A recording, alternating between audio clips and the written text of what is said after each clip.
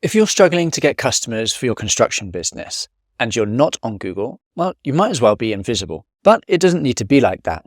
Today, I'm going to show you how to do SEO for your construction business website. So let's dive straight into it. Today, I'm going to show you our 6-step process that you can use in order to get your website ranking at the top of Google. I'm going to clearly lay out all of the steps that you need to take so that you can implement these strategies for yourself. If at any point you would like some help with it, or if you would like us to do it all for you, then please do get in touch. There's a link in the description below. If you're watching this video, I'm going to assume that you know what SEO is, the process of getting your website to the top of Google. There's one reason that I love SEO, and that is because in my experience, it tends to drive the best customers.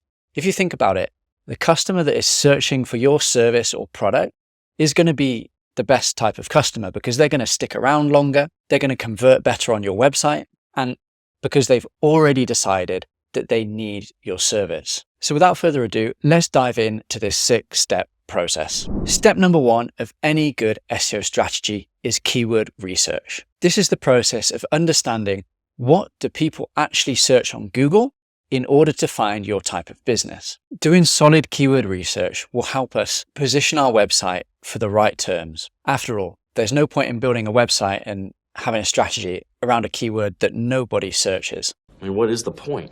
The easiest way to do keyword research is using a tool called Ahrefs. They have lots of data around what people are searching in Google. The way to go about it that I recommend is go to the Keywords Explorer, type in the term for your industry, and then click search. Then once that's loaded, head over to matching terms. This will then give you a really large list of all of the keywords that contain your service or product. Go down here and select all of the keywords that match your service. Eventually, you'll have a big list of lots of keywords that are very relevant to you. So you want to put those in a spreadsheet, with one column being the keyword and another column being the search volume. And that will give you a good idea of all the different keyword options that you have that you can optimize your website. Now, save that and we'll come back to that a bit later in one of the other sections of the video. Step number 2 is competitor research.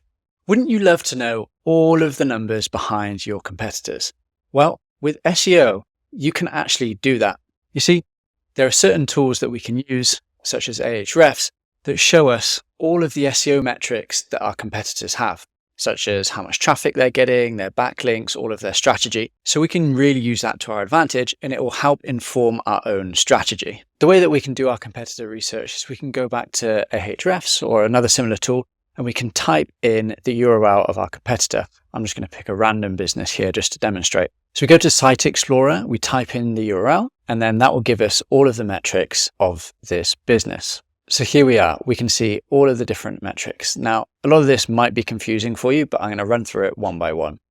So first of all, we can look at the traffic that we're getting. So this business is getting about 30,000 organic visitors per month to their website. So if this was a top competitor of yours in the niche and, maybe they're number 1 for a lot of the terms that you're going after, then you'll know the type of opportunity that you have by implementing SEO. You can even work backwards to try and work out, okay, how much revenue are they getting from this SEO? So if they've got 30,000 traffic, you could assume a conversion rate, depending on the type of business, maybe somewhere between 2 to 15%. And then you can work backwards on how many of those leads convert and the average order value based on everything that you know from your business and your website. Now, what we want to look at next is we want to go to the organic keywords. Here we can see all of the keywords that they are ranking for, and we can use that to our advantage. So we can add any keywords that we've missed in step 1, our keyword research, and add those additional keywords into that document. Once we've done that, I'd recommend going to top pages. And for now, what I'd like you to do is just note down how many pages they have and also take a quick look at all the different types of pages that they have. Do they have service landing pages? Do they have blog pages? And just get a rough idea of what exactly they have on their website. This will give us an idea of how many pages that we might need to create on our site as well. And note this down, you'll understand how many backlinks that you'll need to be building. So for example, this business, they have about 453 backlinks. Now, I know that seems like a lot, but not all of those backlinks will actually be good. And in the backlink section of this video, I'll go into exactly how we can audit that and understand how many backlinks we need to build to our website. But for now, we just want to understand how many referring domains do they have going to their website. Finally, the last thing that you want to do if you're running a local business is type in your main keyword and then go down and look at this section. This is what we call the map pack or the local search results. And you can see here that there are 3 businesses here, and they all have different reviews, a review score, and a number of reviews. We want to note that down because that's going to inform the targets that we have for the amount of reviews that we need to get. So once we have all of that information, note it down in your spreadsheet and repeat that for all of your main businesses that you have in your niche. Now that you've done your keyword research and your competitor research, you're ready to start working on your website. That's step 3, on-page SEO. Now, please don't get scared if the on-site side of things sounds a bit technical. I'm going to break it down and make it as easy as possible for you. Alternatively, if you're already working with a web development agency or freelancer, you can use what I'm saying and give the instructions over to them. We want to go back and visit our keyword research. Now, for our key services or areas or products, we will want to create dedicated landing pages for these keywords. Now, what a dedicated landing page looks like is usually something fairly similar to your homepage, but all of the content and the keywords on that page are really focused around that core keyword to do with your service. So what do you want to do? Well, the best practices are that you should put your main keyword on these pages, and they should go in these locations. The first is it should be in the main title of your page. The second is it should be in the main heading of the page. Third, it should be within the first 100 words of the content on your page. It should also be in the URL. And then finally, you want to include it roughly 1 to 2 times every 200 words that you keep writing. However, there is a caveat there. You don't want to just force your keyword into the writing. You want to make it sound natural and only include it where it makes sense. Now, a lot of this can actually be simplified by using what we call correlation tools.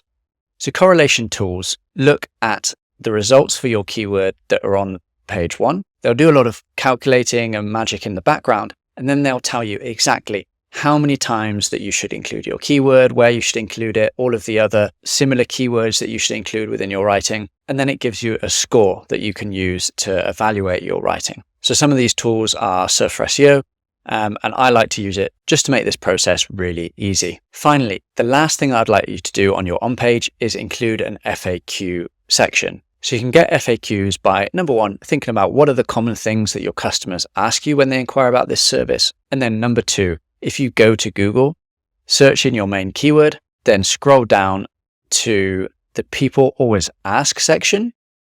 So you'll often see that there are extra questions that Google puts within the search results. Include those questions and the answers to those on your page. Now, we want to repeat this and create dedicated landing pages for all of the main services, areas, and products that we provide. And once that's done, we can move on to the next step. Step number 4 is essential if you want to get found as a local business. We're going to talk all about how to get found in the local map pack here. The first thing you want to do is sign up for your Google My Business profile. Very simple, just follow the online instructions and make sure that your profile is completely filled out. Don't skip anything. Make sure that you have your categories, opening hours, proper descriptions. Make sure that it is 100%. Then also go ahead and add some photos to your profile. Not only will this help with your ranking, but it'll also help customers see your business, understand it, and be more likely to call or click on your website. Once that's done, the next stage is to start getting reviews. In our competitor research, we found how many reviews that we'd want to be getting. So for example, if this was our business that we were trying to rank for, we would understand that we need to get somewhere between 60 and 160 reviews. Now that might seem a lot, but over time, you'll be able to reach those levels. There are 2 main strategies that I recommend when it comes to getting reviews. The first is to go back to all of your happy and loyal customers and send them a personalized message asking if they would be happy to leave you a review, and that it would be really helpful if they were able to do so. Most times, if you've done a good service and that your customers are happy, then they'll want to help you. The second is, for going forward, I always like to incentivize employees to get reviews. You can offer them a cash bonus, a gift card, or a special reward. You could even have a ranking table of all your employees on who's managed to get the most reviews from their customers. And this will just remind them that they need to keep asking their customers whenever they speak to them to leave a Google review on your profile. It helps to turn it into a bit of a game. It helps create the right incentives. And of course, they'll also want to give an even better service so that they can get the good reviews. And that's it. That's quite a simple process to get your business ranking up here in the top of the map pack. On to step number 5. If you've made it this far, you're doing a great job and you'll be rewarded for all of your efforts by Google. Step number 5 is creating blog content. So why is this important? Surely we've already created landing pages for our main keywords. Why would we need to go after blog and informational content? Well, informational content can be really useful. There are 2 main benefits. The first is it helps Google understand your website, what it's about, and your expertise on the subject. The second is it can also be used to attract customers. Let me explain. Not every customer is searching on Google for a solution. Often they're trying to find out more information about problems that they're having. From a marketing perspective, we say that they are higher up the buying funnel. So if we're able to get potential customers on our website before they realize they need the solution that we provide, we can either capture their details during that point, help them understand that they might need our solution, or if we're getting really clever, eventually we can start using things like meta ads to retarget them on Facebook and using our meta pixel. So how many articles should we be writing? What should we write about? Well, the first thing is we want to understand how many articles our competitors have written. So go back to your competitor research notes from step 2, look at how many pages they have and how many of those pages are informational blog articles. We'll want to write about the same amount, but let's try and go a little bit further and write even more, maybe say 10 to 20% more. In terms of what we should write about, well, we can write about exactly what our competitors have been writing about, but you can also revisit step 1 to understand what informational keywords there were in your niche. When you're doing this, remember, if you can, use a correlational tool like Surfer SEO, and if not, then just remember the best practices of a keyword in the title of your page, a keyword in the main heading, in the first 100 words, in the URL, and 1 to 2 times for every 200 words that you write. Now, it can seem very overwhelming if you have to write lots and lots of blog articles. What I'd recommend is breaking this down into a monthly target. So instead of having to write, say, 20 articles in month 1, what you can do is split that over 6 months and maybe write 3 to 4 articles per month. That'll help it be a lot more manageable. But if we do have the option, I always prefer to batch create all the content up front. That's because the sooner we get that on the website, the sooner that Google is going to discover those articles and going to start sending us traffic. Another option might be to work with a freelance writer or a content creation agency. Now, we've done a lot of foundational work here, but step number 6 is what is really going to drive the increase in rankings for our website. These are backlinks, and you can think about them as the fuel to our fire. Backlinks are links coming from other websites to our websites, and there are many different types, and I'm going to explain exactly how many you need to build, what type, and how to do it. Now, there are many types of backlink, but I've tried to simplify it with something that I came up with called the link building pyramid. So you can see here my post on LinkedIn. If you look at the bottom, that is our starting point. That is something called foundational links. These are the type of links that any normal business should expect to have. They are links from our social profiles. So you want to go ahead and set up all of the different social profiles, Facebook, Instagram, LinkedIn, also some of the less known ones, maybe Reddit, Pinterest, and make sure that all the profiles have a link back to your website. The next is directories. So even if you don't have a physical location, it's worth getting directory listings because this, again, is just another foundational link.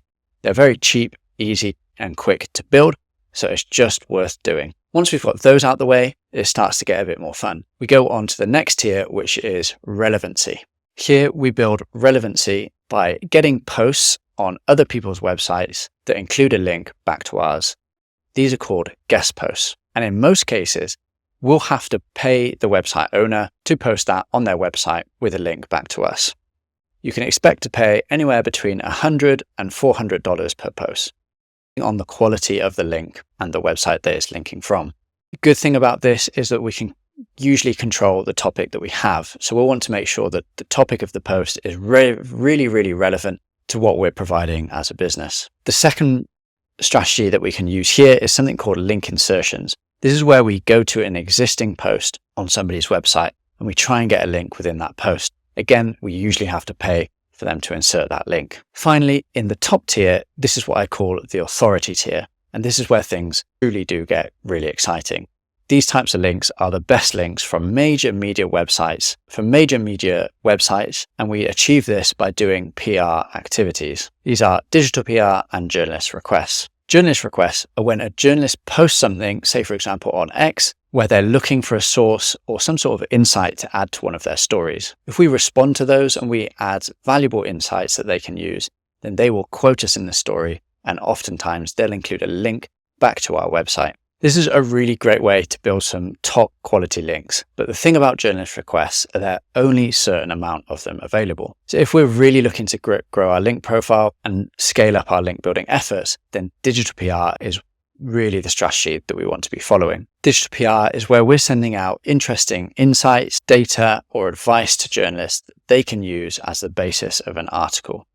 Now, the reason that this works is because journalists have very high targets in terms of what they need to write. Maybe they've got to write like 8 articles per day.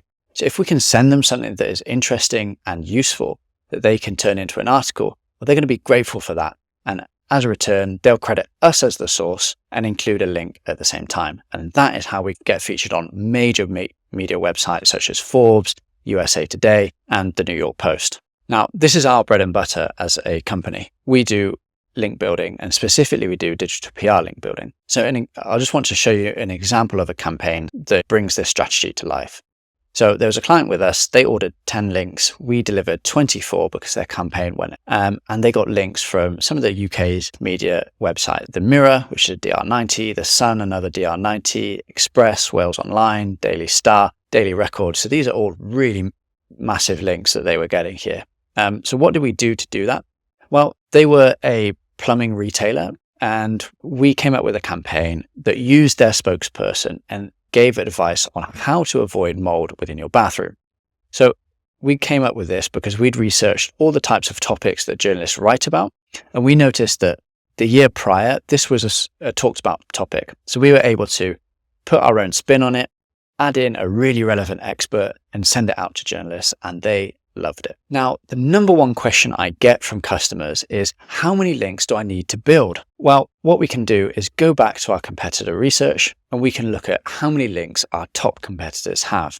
We'll want to use that as a benchmark for us to achieve and then beat. So if we go back to the example website we looked at earlier, we can see they have 40 links, which might seem like a lot of links, but it's actually quite achievable. Once we break it down, we can see what types of links they have. I would go ahead and estimate that there are a lot of links in here that are just not that relevant.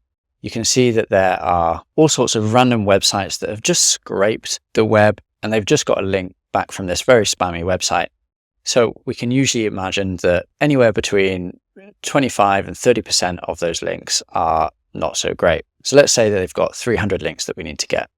Well, a lot of those will be foundational links, such as social media profiles and links from directories. So say that makes up another 100, then the rest will likely be, then we can eliminate anything that's under DR30, because really those types of websites, they don't drive a lot of power. So you can see that brings that down to 170 links. So again, if we take out all the spammy ones from that, maybe there's about 100 links that we might need to build for this website.